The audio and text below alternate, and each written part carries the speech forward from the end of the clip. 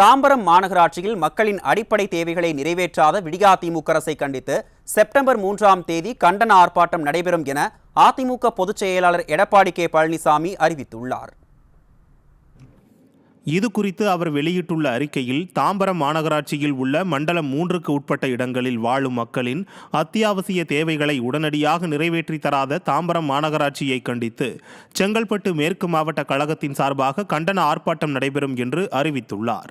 அத்தியாவசிய தேவைகளை நிறைவேற்றாத காரணத்தால் அப்பகுதி மக்கள் மிகுந்த சிரமத்துடன் வாழ்ந்து வருவதாக புகார்கள் வந்ததை தொடர்ந்தும் கழக ஆட்சியில் கொண்டுவரப்பட்டு செயல்படுத்திய திட்டங்களை அரசியல் காழ்ப்புணர்ச்சியோடு செயலிழக்கச் செய்து வரும் திமுக அரசு மற்றும் தாம்பரம் மாநகராட்சியை கண்டித்து செப்டம்பர் 3ஆம் தேதி மாலை 4 மணியளவில் செம்பாக்கம் காமராஜபுரம் பேருந்து நிலையம் அருகில் கண்டன ஆர்ப்பாட்டம் நடைபெறும் என்று அறிவித்துள்ளார். இந்த கண்டன ஆர்ப்பாட்டம் மகளிரணி செயலாளரும் முன்னாள் அமைச்சருமான ப. வளர்மதி தலைமையிலும், செங்கல்பட்டு மேற்கு மாவட்ட செயலாளர் சிட்லப்பாக்கம் ச. ராஜேந்திரன், முன்னாள் நாடாளுமன்ற உறுப்பினரும் முன்னாள் அமைச்சருமான டி.கே.எம். சின்னையா ஆகியோர் முன்னிலையில் நடைபெறும் என அதிமுக பொதுச் செயலாளர் எடப்பாடி கே பழனிசாமி தெரிவித்துள்ளார்.